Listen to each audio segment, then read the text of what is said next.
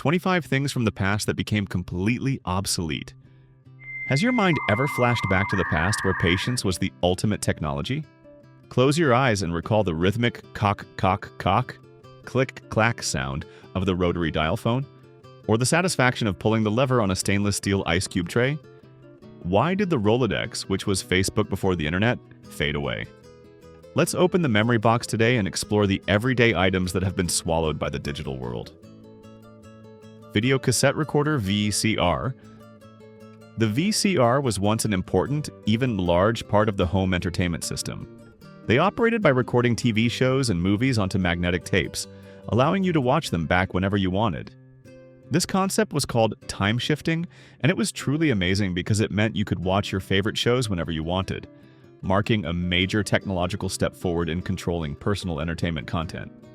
VCRs became extremely popular not only for their ability to record broadcasts, but also for their ability to play pre-recorded tapes, which created a booming home entertainment market whose echoes we still feel today. This magical box transformed the living room into each family's private cinema, preserving countless moments and classic movies that we could enjoy on our own schedule. It wasn't until later that the last company still manufacturing VCRs had to stop production, simply because most people had switched to watching movies and shows in newer, completely digital ways that required less physical intervention. Stainless steel ice cube trays. Just a few decades ago, these ice trays were indispensable in every home kitchen. They were usually made of heavy and durable stainless steel, built to last for decades, completely unlike today's disposable products. Their most notable and memorable feature was the built-in metal lever mechanism. After pouring water and waiting for the ice cubes to freeze solid, all you had to do was break that lever. A simple snap would help break the ice layer and release the cubes from the tray easily, although sometimes they could cause a little trouble if you overfilled the water or needed more force if the ice was too hard. These trays were built to be durable and long-lasting, providing a non-plastic and high-quality solution, often found in our grandparents' kitchens. They are a nostalgic symbol of household items designed for permanence. Adding machines. Before personal computers and pocket calculators dominated every office and desk, the adding machine was an essential and irreplaceable tool. These bulky mechanical machines were first created in the 19th century, and they played an extremely important role in performing accurate accounting tasks and bookkeeping.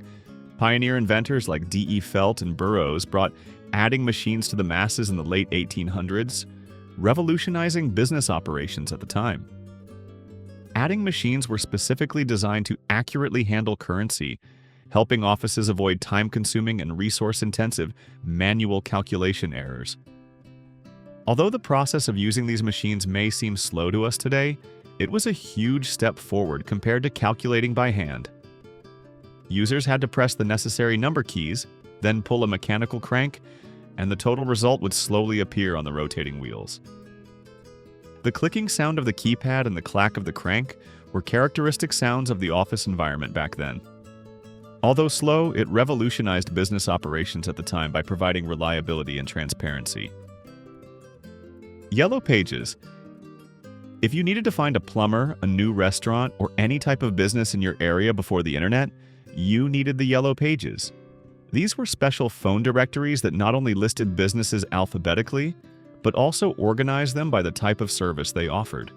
The history of the Yellow Pages began accidentally in 1883 in Cheyenne, Wyoming, when a printer ran out of white paper and was forced to use yellow paper for a telephone directory.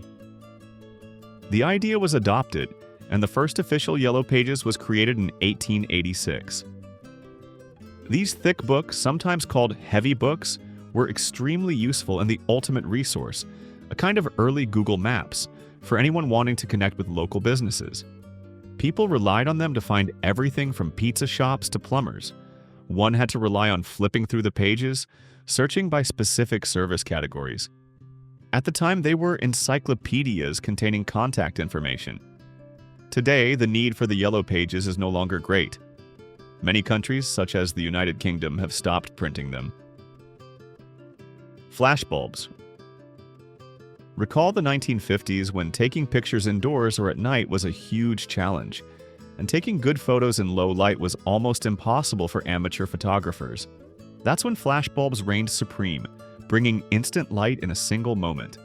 These bulbs, providing instant light for just one use, revolutionized photography. General Electric, GE, launched the first successful commercial flashbulb in 1927, setting the standard for this technology for decades. Disposable flashbulbs made low-light photography feasible, allowing families to capture more memorable moments regardless of the lighting conditions. For example, Kodak's famous Starmite camera was considered the most convenient flash camera the company ever produced. Photographers no longer needed large, cumbersome equipment to get the perfect shot at night or indoors. This innovation was a major step forward, bringing the joy of photography to the masses. Slide rules. Before electronic calculators, how did scientists, engineers, and students perform complex calculations quickly and accurately? The answer is the slide rule. In the 1960s, slide rules were indispensable tools for those working in STEM fields, a mechanical device with sliding scales that allowed complex calculations like multiplication, division, and even square roots and trigonometric functions to be performed. The slide rule was a marvel based on John Napier's invention of logarithms in the early 1600s, which simplified multiplication and division into basic addition and subtraction. Although they did not achieve the decimal accuracy we expect today, slide rules still provided significant speed and accuracy for scientists, saving them hours of manual calculation. Engineers and students were proud of their neatly organized zippered pencil cases, where the slide rule was kept safe. These cases even had multiple compartments allowing users to neatly store slide rules, pencils, erasers, and other drawing instruments. The physical experience of adjusting the slide bar to perform complex calculations fostered a deep understanding of mathematics. Thank you for following. To continue watching more content, please comment yes to let us know you are still following. Personal Digital Assistants PDAS. Before smartphones took the throne, personal digital assistants or PDAs were a big deal, considered a breakthrough in mobile computing. The first PDA was introduced in 1984 by a company called Psion. However, the term PDA was first used by the CEO of Apple in 1992, referring to the Apple Newton. These devices were like small handheld computers that helped people manage their personal information. They had basic features like calendars, to-do lists, and address books, helping users organize their lives effectively. By the early 2000s, most PDAs could connect to the internet, and some even had touchscreens. They were the direct predecessors of modern smartphones. And when smartphones emerged, they could do everything PDAs did and more, including mobile phone functionality. The convenience of integrating all functions into a single device made PDAs less popular and eventually obsolete, serving only as a transitional phase in the history of mobile technology. Manual lawn mowers. Recall those much quieter Saturday mornings when mowing the lawn was a chore that required considerable physical effort. Manual lawn mowers, especially the push-reel type, were essential equipment for keeping lawns tidy in the 1950s. First patented by Edwin Beard Budding in England in 1830, these mowers had rotating blades powered entirely by human effort. They quickly became a common tool in American suburbs after the spread of housing developments following World War II. What set manual lawn mowers apart was their simplicity and reliability.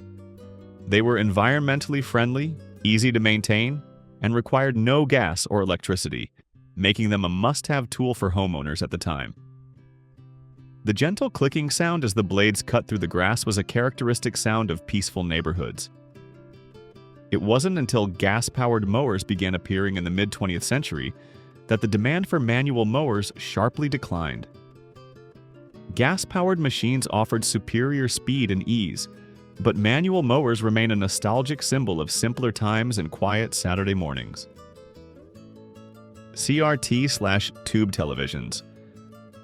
The heavy, bulky cathode ray tube, CRT TVS, with their deep backs, were once the beloved entertainment center of our living rooms. This technology, a significant invention in display technology history, was found in old TVS and computer monitors. CRT technology works by shooting electron beams onto a fluorescent screen, which then glows to create the image. The earliest version, the Braun tube, was invented by German physicist Ferdinand Braun in 1897. These TVs required a lot of space and were very heavy because they were made of thick glass, making moving them a difficult task. Although color TV was introduced in the 1950s, black and white TVs remained more affordable and thus remained an essential item. In the post-World War II years, owning a CRT became widespread, reshaping modern communication as families gathered to watch the news, variety shows, and classic sitcoms. These TVs often had wood or plastic frames and offered unique warmth and nostalgia. By the mid-2000s, they were obsolete and replaced by lighter, thinner, and more energy-efficient flat-screen technologies, such as LCD, plasma, and OLED. This shift marked the end of an era where bulky TVs were the symbol of home entertainment. Automobile window wing vents. Imagine driving on a hot summer day before air conditioning became common and standard in cars. The innovative and practical solution at the time was the automobile window wing vents, small triangular windows in the front doors, which were an important feature in cars from the 1930s to the 1950s. First introduced in the 1930s, wing vents allowed drivers and passengers to manually adjust the airflow. They provided a simple and effective way to cool the car without having to lower the entire window, helping to make driving more comfortable. Drivers could adjust the vent openings to direct fresh air into the car cabin, keeping them cool on hot summer days. Adjusting the angle of the wing vent allowed for the creation of a swirling airflow, sucking hot air out and bringing cool air into the car. As air conditioning technology dominated, wing vents became less necessary and car manufacturers eventually stopped including them in new models, ending an era of simple but effective mechanical cooling. Pagers/beepers. You know, pagers, also known as beepers, were an important communication tool. They were small, easy-to-carry devices that allowed you to receive messages when someone wanted to contact you. The pager wearer would receive a beep or vibration to alert them to a message.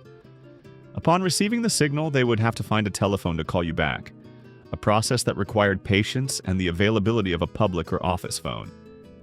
Doctors and emergency personnel used pagers heavily in the 80s and 90s, as they were a reliable way to communicate quickly and ensure they were available for emergencies.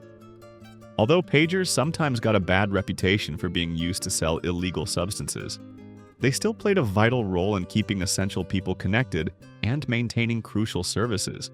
If you are one of those who once carried a pager, do you remember the feeling of having to run to find a phone to call back? Share your most memorable memory. Punch cards and key punch machines. In the early days of computing, before hard drives and USBs existed, data was stored using punch cards. These were stiff paper cards where information was represented by punched holes in specific locations. A computer program often required hundreds, even thousands of these cards to store and run, forming a tall and easily confused stack of paper. Data entry onto these cards was done through key punch machines. These machines, notably produced by IBM, were very popular in offices and government organizations in the 1950s. They allowed operators to input data much faster than manual methods, streamlining processes in many industries, from business record management to scientific research. Punch cards could store up to 80 characters with 1 byte encoded per column. Programmers had to meticulously translate their code onto the cards by punching holes according to their instructions. Although this system had certain advantages over manual methods, it was also highly prone to errors if a card was dropped or placed out of sequence. Wringer washing machines. For homemakers in the 1950s, the Wringer washing machine was an essential household appliance for cleaning clothes. These machines, first developed in the 1840s, had 2 rollers, or wringer. After the clothes were cleaned, the main role of the wringer was to squeeze out excess water from the clothes, a crucial step to reduce drying time. By the mid-20th century, electric versions made this process easier, but it was still far from the one-button simplicity of today. These machines were great because they cut down on drying time and effort, which was invaluable in large households with huge loads of laundry, families relied on them to handle large quantities of clothing, making them a must-have utility. Although a significant improvement over hand washing, the process of using a Wringer washing machine still required considerable physical user intervention, especially when feeding clothes through the wringers. Fortunately, as fully automatic washing machines, which could perform every step from washing to wringing with a single press of a button, became more affordable in the 1960s, Wringer washing machines were quickly phased out. Laundry no longer demanded so much physical effort and marked the advent of fully automatic convenience in the home. Portable phonographs. Portable phonographs, once the pinnacle of audio technology starting in the 1930s, were beautifully designed devices that brought the joy of music to picnics and gatherings. Unlike modern music players, these phonographs required a bit of assembly and manual effort to operate. Users often had to crank a handle to wind the operating mechanism, providing power to the phonograph. A prominent feature was their horn speaker, which amplified the sound and gave the music a unique, warm, nostalgic quality. Setting up the phonograph could be a bit complicated, especially attaching the reproducer and managing the turntable, but it was a rewarding experience, making the listener feel more deeply connected to the music. Once set up, the gentle, crackling tunes would fill the air, creating a charming backdrop for outdoor activities, from picnics to backyard parties. These devices were a treasured item by music lovers as they allowed them to enjoy their favorite records anywhere. These devices were a treasured possession for music lovers, allowing them to enjoy their favorite records anywhere. And now, they've been replaced by sleeker wireless speakers and streaming services that don't require assembly or hand cranking. Coal furnaces. Coal furnaces were once the backbone of home heating systems in the 1950s, an essential solution for staying warm during cold winters.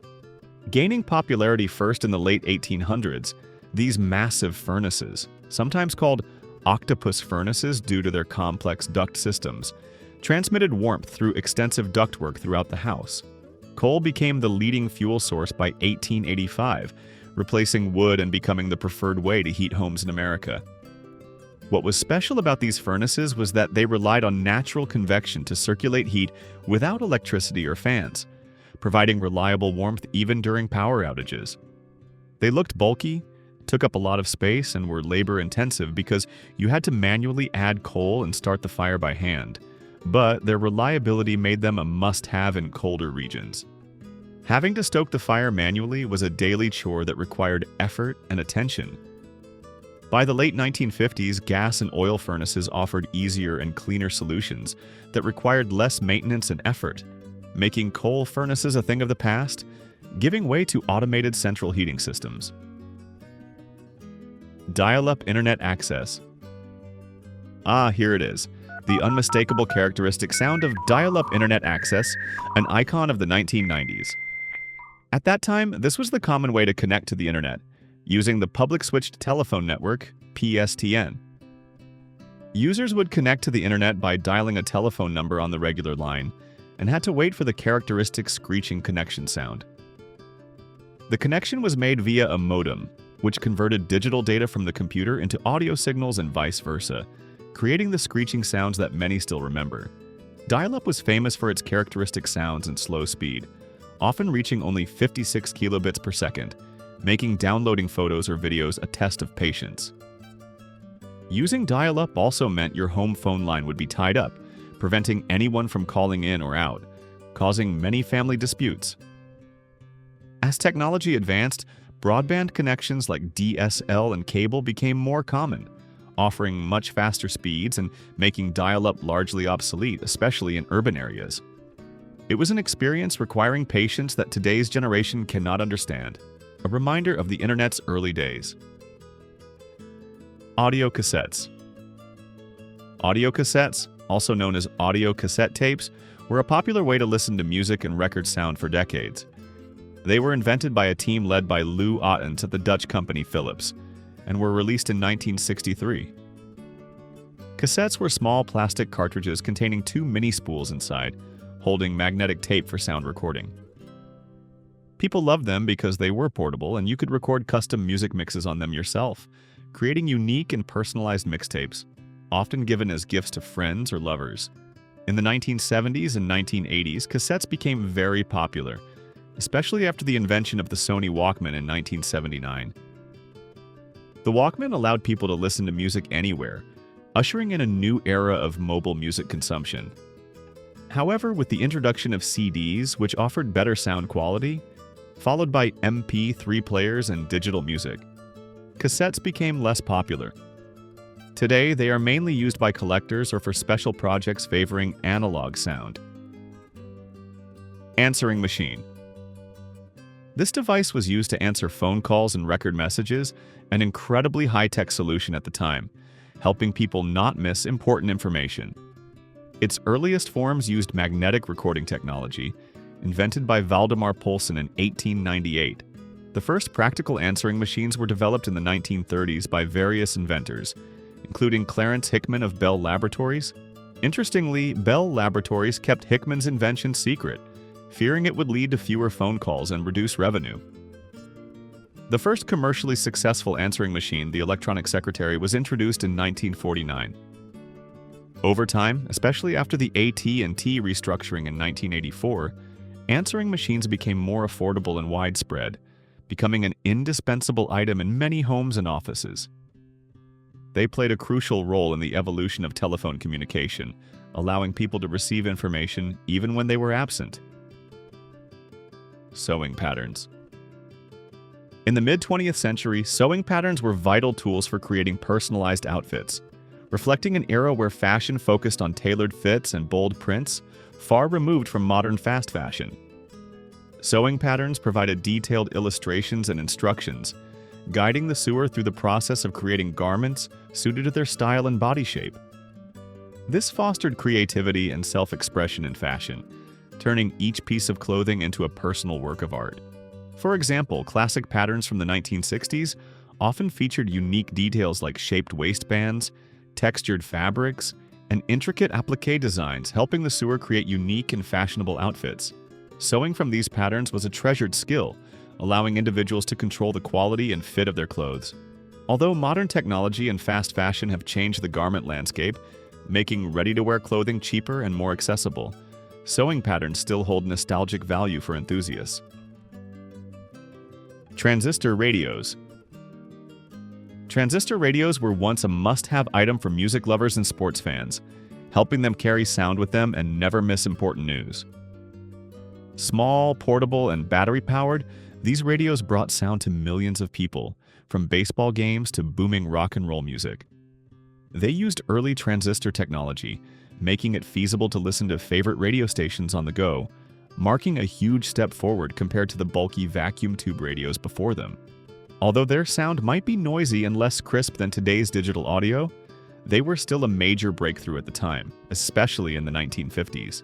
Brands like Sony became synonymous with these radios, which remained popular for decades. Their portability changed how people consumed information and entertainment.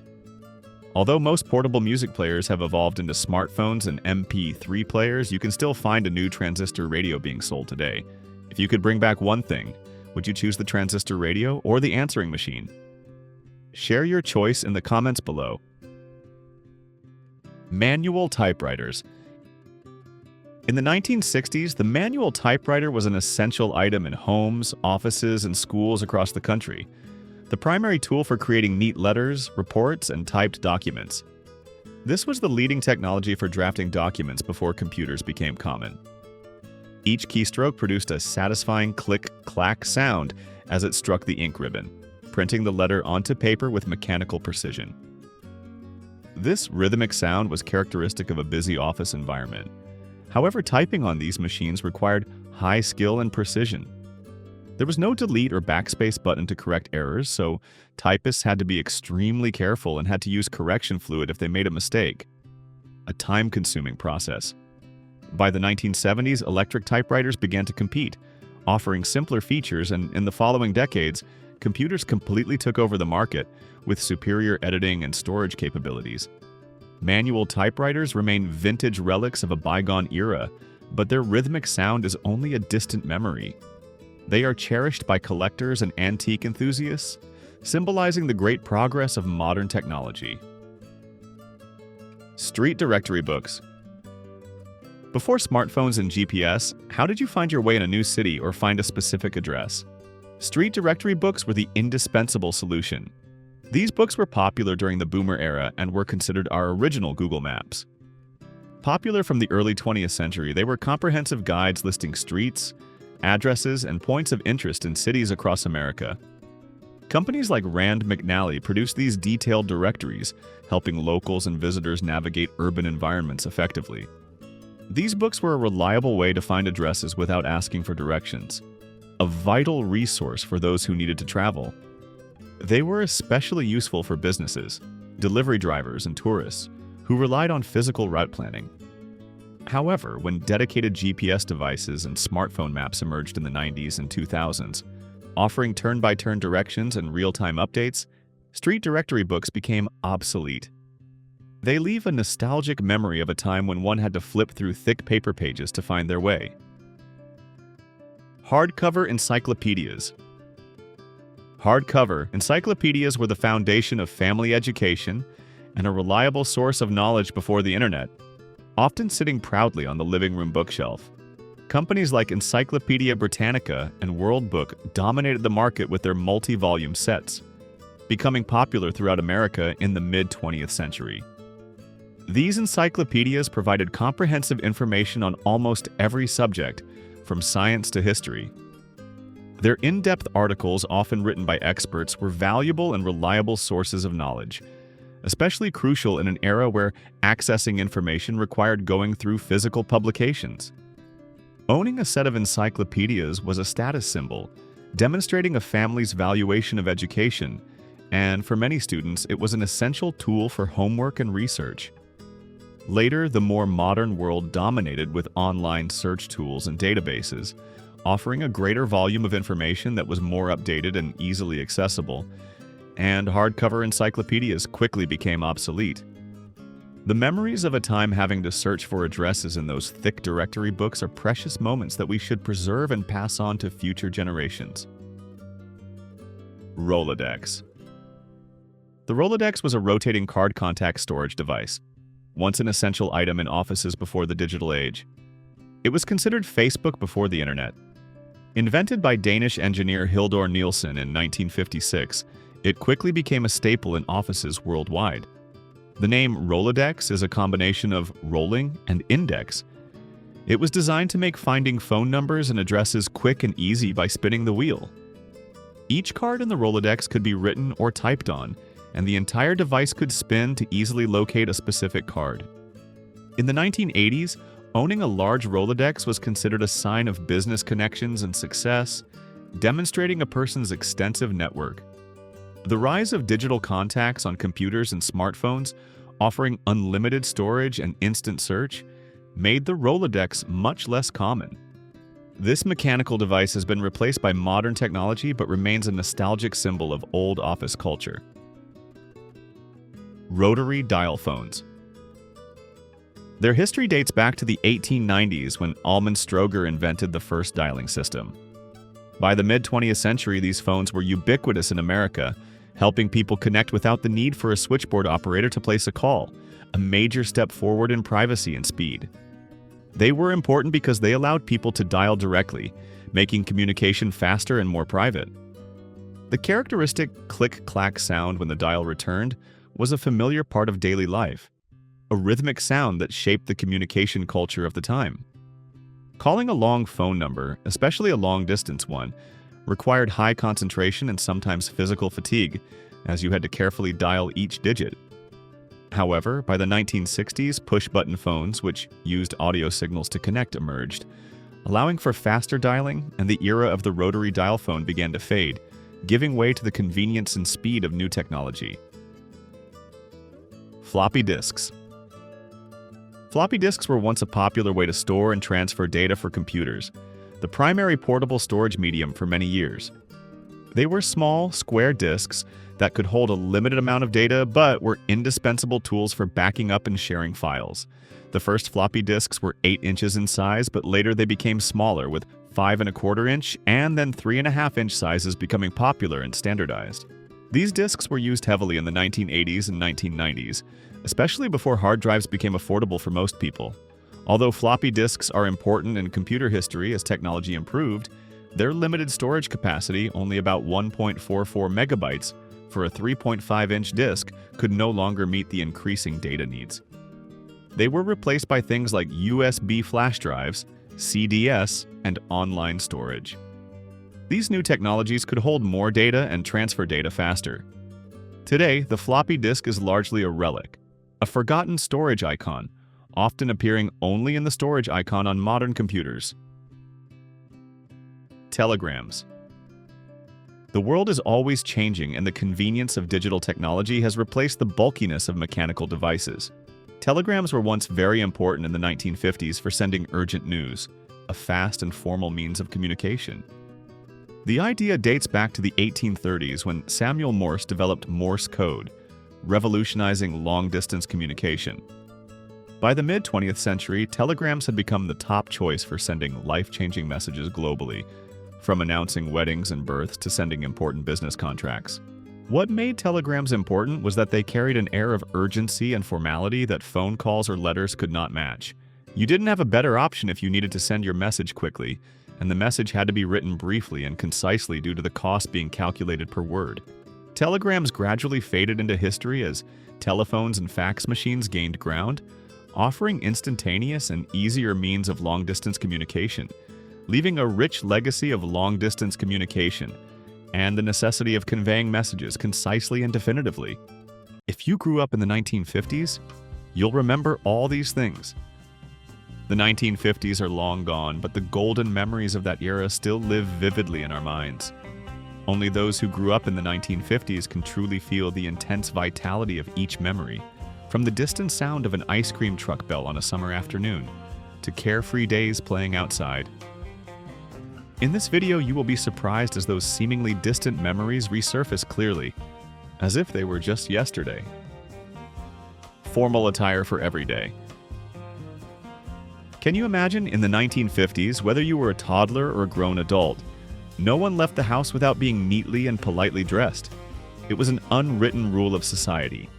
Men often appeared with ties and hats when going out in town, showing solemnity and politeness in all circumstances. Women were always graceful in their dresses. There was absolutely no instance of someone rushing to the grocery store in their pajamas or sloppy slippers, as we often see today. Even children were prepared with full and neat outfits by their parents for specific purposes: school clothes, solemn church clothes, or comfortable yet tidy clothes for playtime. In particular, boys' shirts were always neatly tucked in.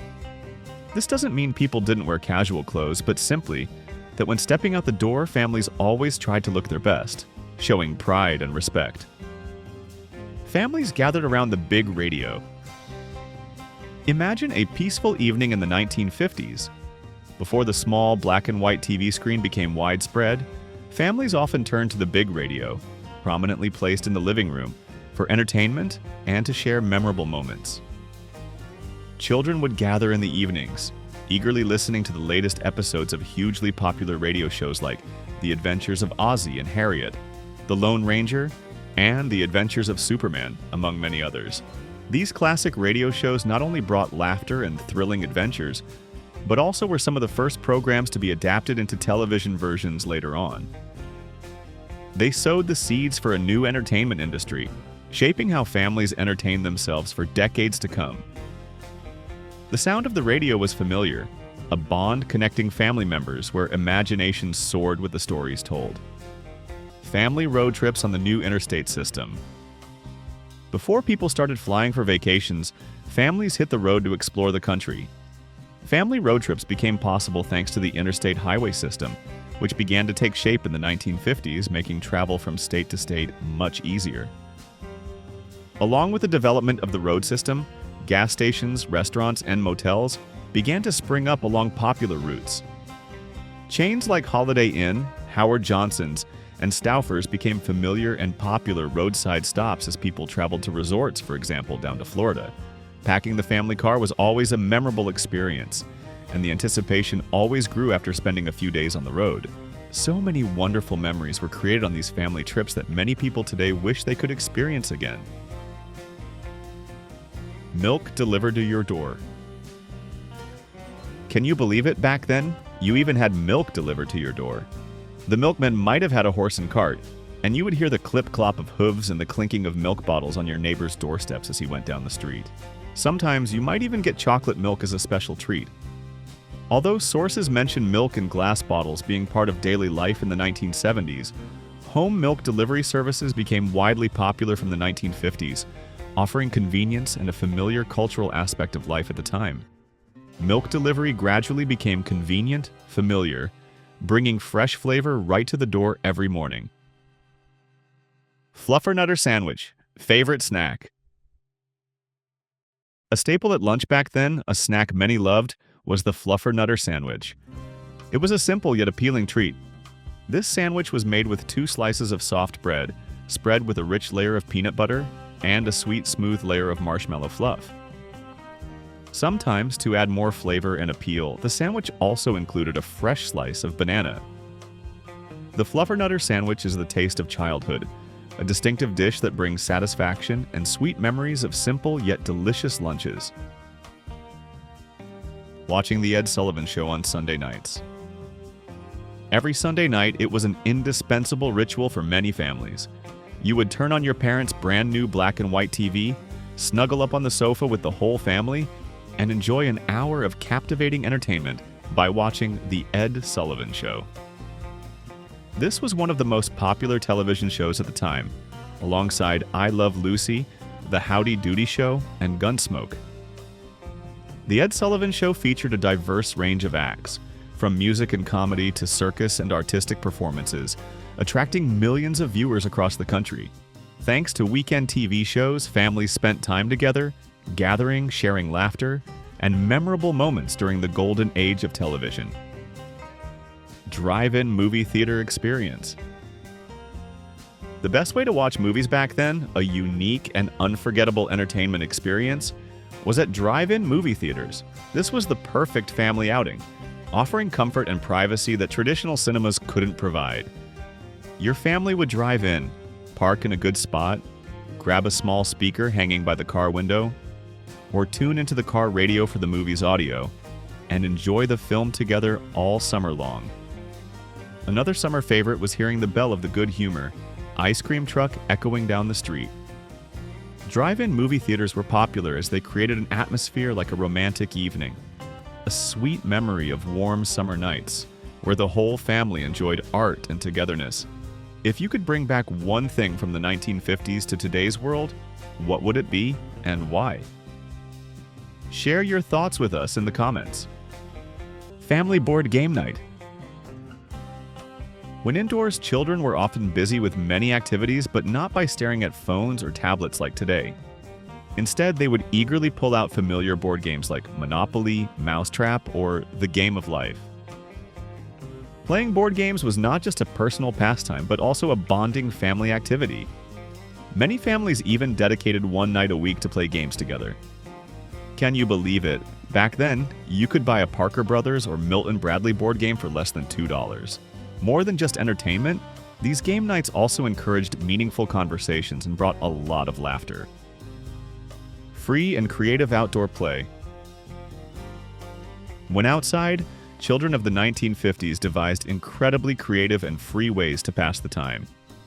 At that time, there were very few organized sports, so kids had to figure out how to run outdoor games themselves. They decided what to play, where, and when. Then, they would pick team captains, and these captains would then divide into teams. This was completely different from today, where children are surrounded by organized sports and often tightly managed by adults. But in the 1950s, everything was less about being the best player and more about having fun and developing friendships. And absolutely, winning a trophy just for participating was unheard of. Unlike many organizations today, childhood years ago were intense, full of freedom and creativity, where relationships were formed through spontaneous games. The Howdy Doody Show. If you had a new TV in the 1950s, one show almost every kid watched was the Howdy Doody Show. This NBC-produced program was a true pioneer in children's programming. It used a unique combination of puppet characters and human characters like Buffalo Bob and Clarabelle the Clown. The show also had a special section called the Peanut Gallery, filled with children sitting in the studio, watching live as the theme music played with the famous line, "It's Howdy Doody time." At that moment, all the children would rush into the living room to watch.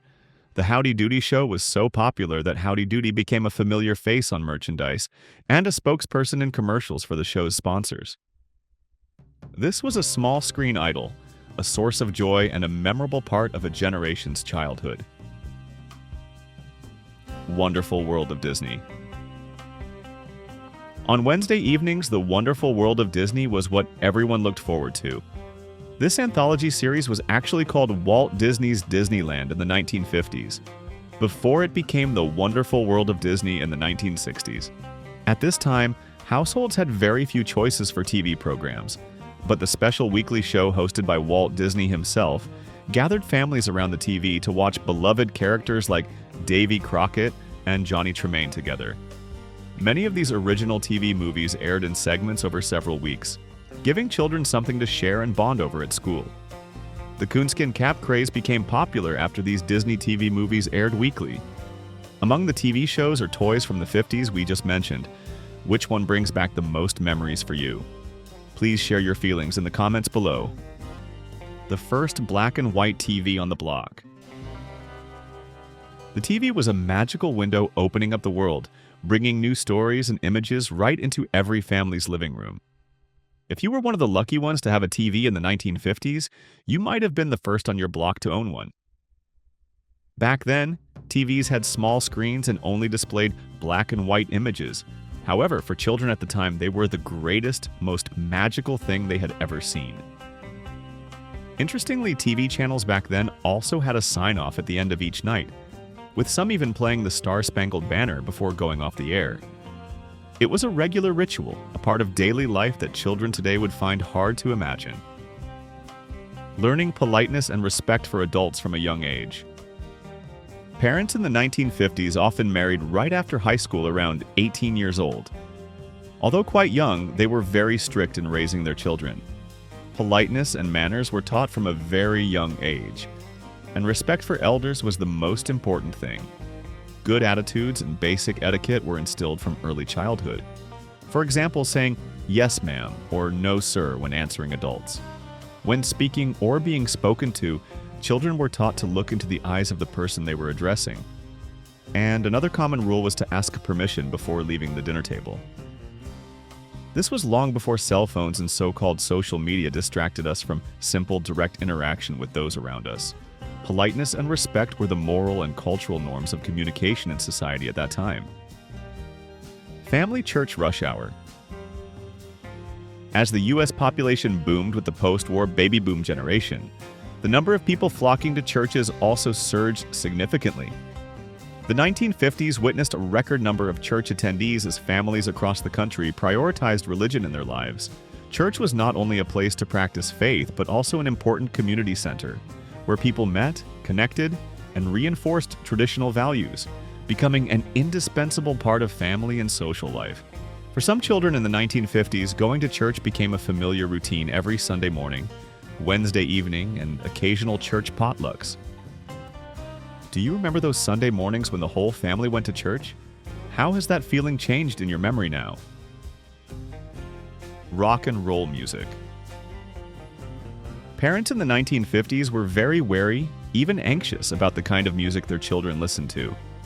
The energetic hip-shaking of Elvis Presley and Chuck Berry, along with the explosion of rock and roll music, was considered too much and caused a moral panic across the suburbs. The big band era officially ended, giving way to newer and more vibrant melodies. Radio stations began playing what some conservatives called devil's music. However, that couldn't stop teenagers. They couldn't seem to get enough rock and roll. Although parents tried everything to prevent their children from listening to, watching, or even dancing to rock and roll, what they thought was just a fleeting fad evolved into powerful lyrics and provocative performances, filling today's music world. Rock and roll became a symbol of rebellion and an indelible mark of an era. Using mimeograph machines and the distinctive ink smell. When in school in the 1950s, paper copies, assignments, or announcements were made using mimeograph machines. This was a common document duplication technology before photocopiers became widespread. This machine not only produced a unique purple ink, but also had a distinctive, unforgettable scent that most people loved. The smell of mimeograph ink was associated with a whole generation, tied to lessons, notebooks, and memories of school days, an indispensable part of the educational experience of that era. Christmas trees covered in sparkling tinsel. Decorating Christmas trees with tinsel was a fun and sparkling tradition in the 1950s. Thin, shimmering strands of tinsel were carefully hung on each branch, creating a dazzling, magical beauty. There was something truly special about a tree covered in tinsel, along with old toy trains running around the base and simple wooden sleds. These images can truly transport you back to the festive atmosphere of yesteryear.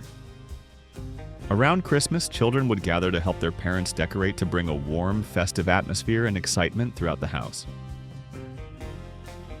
Radio flyer wagons and metal roller skates. A popular way for children to get around the neighborhood could include the famous red radio flyer wagon.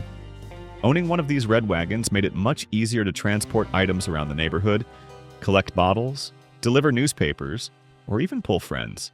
Another essential four-wheeled item was a pair of metal roller skates with a key that could be adjusted to fit your shoe size. You could almost tell who had a pair of these skates by looking for kids with scraped knees on Sundays, a sign of energetic adventures. The radio flyer wagon and roller skates were tools for endless fun and adventure for anyone who experienced an active, curiosity-filled childhood. Downtown stores closed on Sundays. On Sundays in small towns and cities across the country, a familiar sight was that all downtown stores along Main Street were closed. It wasn't due to a lack of customers, but rather a part of the community's rhythm of life. This closing allowed everyone to attend church services and have a full day of rest. So, if you ran out of milk or needed anything urgently on a Sunday, knocking on a neighbor's door to borrow instead of driving to the store was very common. This reflected a slower pace of life, prioritizing family and religion, and reinforcing close-knit community ties where people were ready to help each other. The Fuller Brushman and Encyclopedia Britannica door-to-door salesman. Before the era of online shopping and large supermarkets, shopping often took place in a very personal, intimate way, through the Fuller Brushman. These salesmen would talk to housewives, introduce their products, and even help them clean, by demonstrating the effectiveness of their brushes on the spot. Another item sold door-to-door was the Encyclopedia Britannica set. These essential knowledge sets were very expensive, and many households purchased them by making small monthly installments. The Fuller Brushman and Encyclopedia Britannica salesmen were not only old professions but also part of convenient in-home services, reflecting the unique shopping and knowledge acquisition methods of the 1950s. Good humor, ice cream truck and its chimes. Another summer favorite was the familiar sound of the ice cream truck bell echoing down the street, very likely the Good Humor ice cream truck. This sound was like a magical signal announcing joy and refreshment. Children in the neighborhood would listen intently for the songs and distinctive sounds of the ice cream vendor so they could rush home, ask their mothers for money, and run out to the street to buy refreshing popsicles. The Good Humor ice cream truck and its chimes were not just a symbol of a treat, but also the familiar sound of childhood, bringing simple joy, excitement, and sweet memories of endless summer days. 1950s. Candy for just a penny. Do you remember the popular candies of the 1950s? Charleston Chews, Bazooka Gum, Necco Wafers, Bonomo Honey, Atomic Fireballs, Root Beer Barrels, and Candy Buttons were names that shaped the childhoods of countless generations, and the special thing was that most of them cost only a penny. How special is it to pretend to smoke fake candy cigarettes or buy colorful fake coconut cigarettes? These small candies were not just a snack, but also part of play, imagination, and childhood joy. They were small gifts, bringing sweet flavors and unforgettable memories of the simplicity and happiness of a bygone era. Saddle shoes and poodle skirts. In the fashion style of the 1950s, almost everyone owned classic black and white saddle shoes. You would always keep them so shiny you could see your reflection in them. Saddle shoes were the perfect accessory for poodle skirts, but also went well with jeans, creating a style that was both elegant and dynamic. A poodle skirt was a colorful, wide, flared skirt, usually knee-length or slightly below. It was often made of felt and typically featured an elaborately decorated poodle design, hence the name poodle skirts. Saddle shoes and poodle skirts were iconic styles, fashion hallmarks of an era reflecting the youthfulness, dynamism, and vibrancy of 1950s youth. Soda fountains and jukeboxes.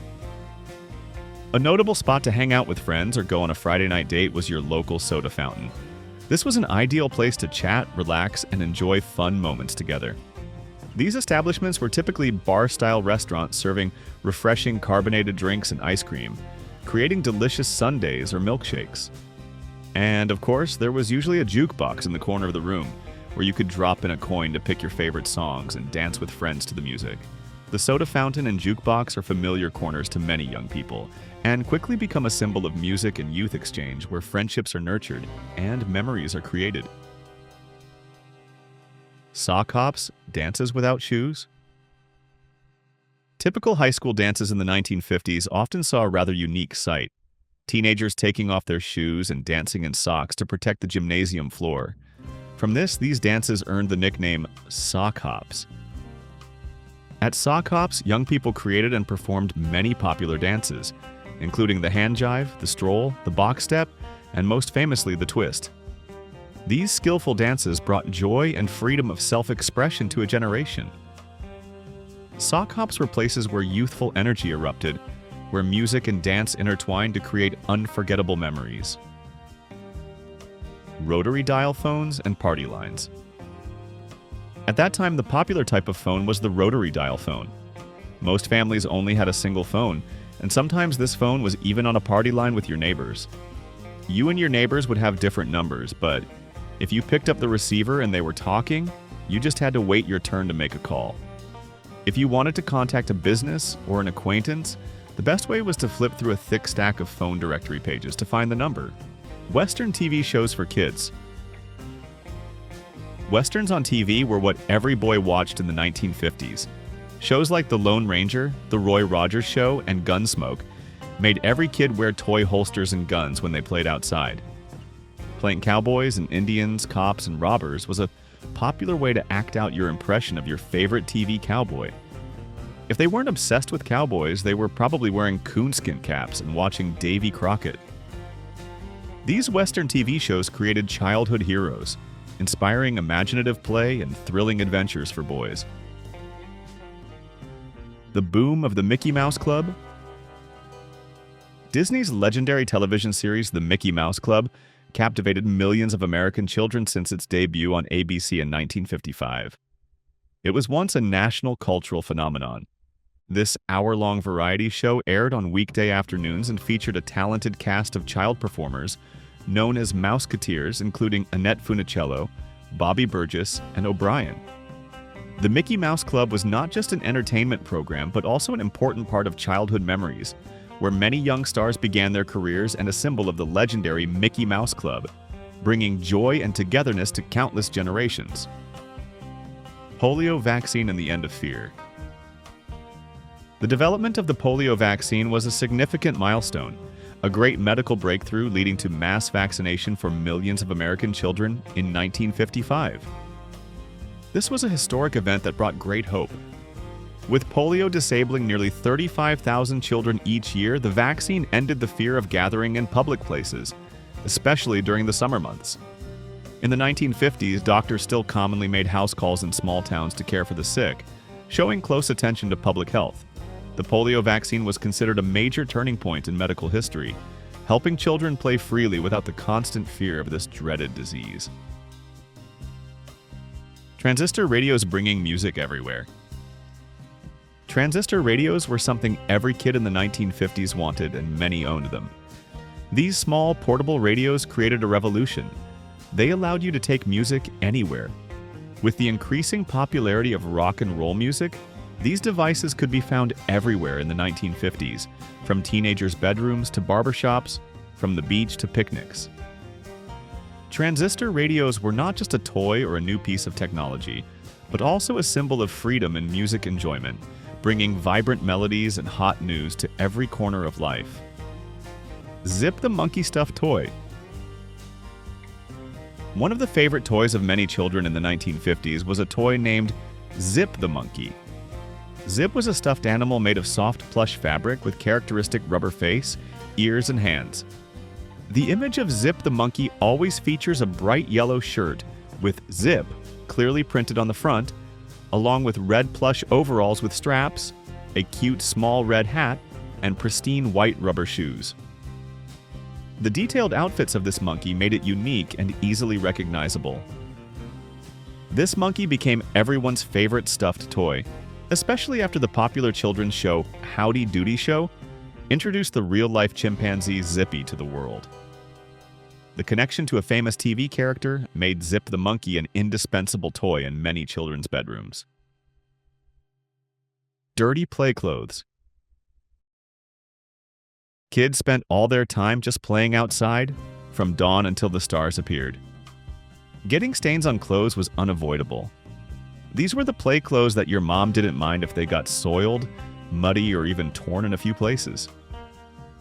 They were perfect for a bike ride exploring every corner of the neighborhood, for a dusty, cheering street baseball game, or any mischief climbing or fort building kids could think of. Dirty clothes, scraped knees, and bright, dusty smiles. That was the characteristic, most authentic image of the innocent and energetic childhood of the 1950s, an era when children truly got to be children, freely exploring the world around them without constraints. 3D comic books. On rainy days when playing outside wasn't an option, the 1950s were the perfect time to immerse oneself in the world of comic books. And among them, 3D comic books became a craze, a trend every child sought out. Imagine your favorite superhero or cartoon characters no longer just lay flat on the page. They seemed to leap off the page vividly when you wore the special glasses that came with each comic. This trend, though very popular, only lasted for a short time. This was because the novelty of the initial 3D technology gradually wore off, and readers began to question the lack of deep storylines, as many 3D comics seemed to focus more on effects than content. However, during the brief period they were popular, 3D comic books provided a unique and exciting experience for children, a new way to interact with their favorite stories and characters. Learning to tie shoelaces. Tying shoes was considered a rite of passage for children. Before Velcro became a familiar part of life, lacing shoes and meticulously tying them into a neat bow was a standard skill every child had to master before entering elementary school. Besides laces, shoe buckles were also a very common way to keep shoes securely on feet. This meant that from a very young age, children were taught how to take care of their own shoes. I imagine a child sitting on the steps of their house, small hands fumbling with soft but sometimes unruly shoelaces. There were moments of frustration, moments when tiny fingers wanted to give up, but with patient guidance from parents or older siblings, and with a lot of tireless practice, the skill gradually formed. Spacious bench seats in cars.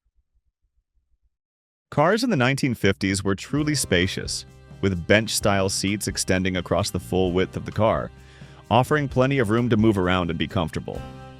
This was especially true considering that at the time, cars were not equipped with seat belts as we know them today. You could easily slide back and forth on the seat, or even lie down if the trip was too long. The car culture formed and flourished in the 1950s became a symbol in every aspect of American life. From drive-in burger joints where you could order and eat right in your car without getting out, to drive-in movie theaters offering a unique entertainment experience under the starry sky, the automobile became central to many social and recreational activities.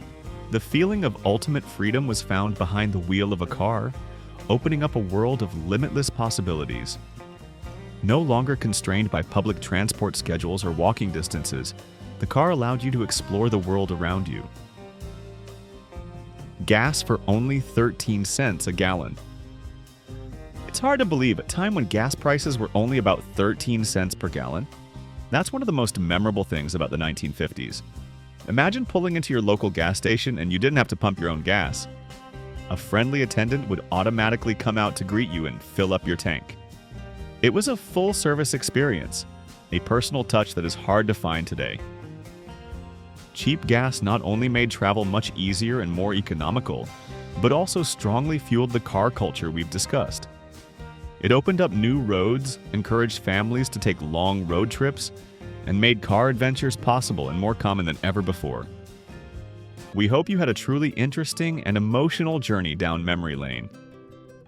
If these beautiful memories brought a smile to your face and evoked cherished recollections, don't forget to hit the like, share buttons, and subscribe to the Back to Yesterday channel so you don't miss the next nostalgic journeys.